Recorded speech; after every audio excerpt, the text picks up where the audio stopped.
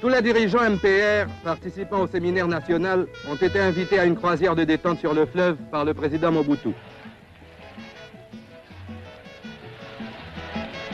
Celui-ci avait tenu à ce que cette excursion dominicale permette de mûrir dans la réflexion les enseignements de la semaine écoulée. Ce fut aussi l'occasion pour les responsables MPR venus des quatre coins du pays d'apprécier l'immense popularité du nouveau régime.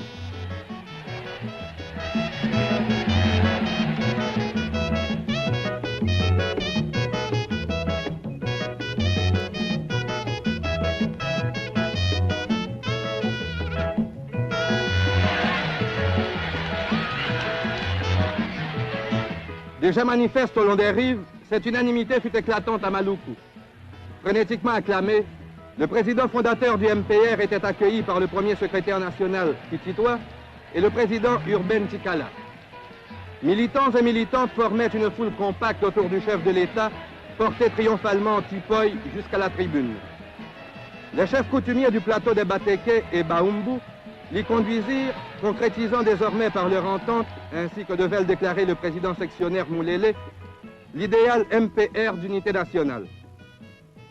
Le président Mobutu exalta alors les mérites de l'action civique et fit appel au travail de tous dans l'union pour le bien commun.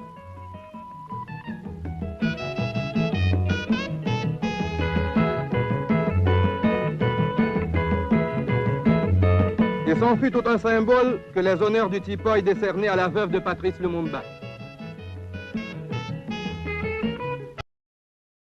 Bonjour, vous êtes bien sur Imo Motivation.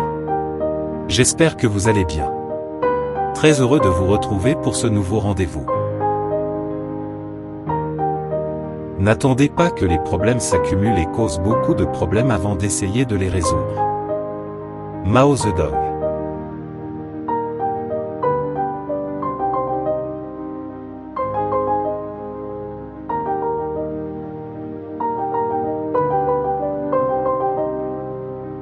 Le manifeste de l'Ansele et la charte, promulgué le 20 mai 1967 par Mobutu Sese Seko créant le mouvement populaire de la Révolution, parti unique de la République démocratique du Congo, rebaptisé Zaïre. Il a été rédigé par Joseph Mobutu, Justine Bomboko, Étienne Tshisekedi et Joseph Ntube Nsangaoudjou.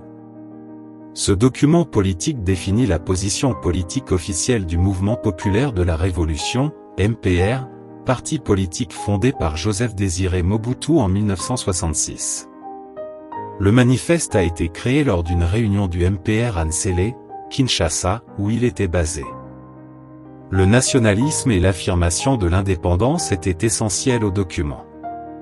Le manifeste de l'Ansele exposait également les intentions du gouvernement, notamment l'expansion de l'autorité du gouvernement national, un programme visant à améliorer les normes du travail, à maintenir l'indépendance économique et à créer un nationalisme authentique. Il a légitimé la création d'un État à parti unique dans le pays comme moyen antipolitique de mettre fin aux luttes politiques et idéologiques intestines qui avaient caractérisé la crise du Congo, 1960 à 1965. Il est important de noter que dans le contexte de la guerre froide, le manifeste de l'Ansele a répudié à la fois le communisme et le capitalisme comme n'étant pas des idéologies congolaises authentiques. Il appelait à une politique de neutralisme positif en politique étrangère.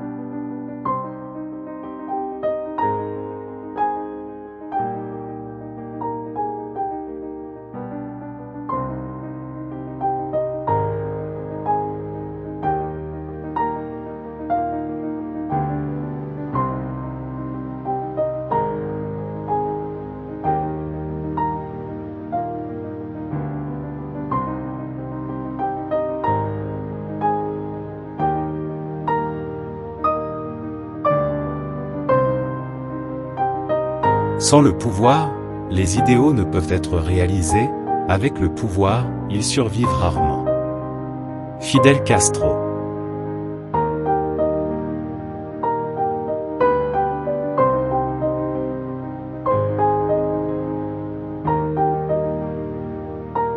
Merci de nous avoir suivis, n'oubliez pas de vous abonner à Imo Motivation.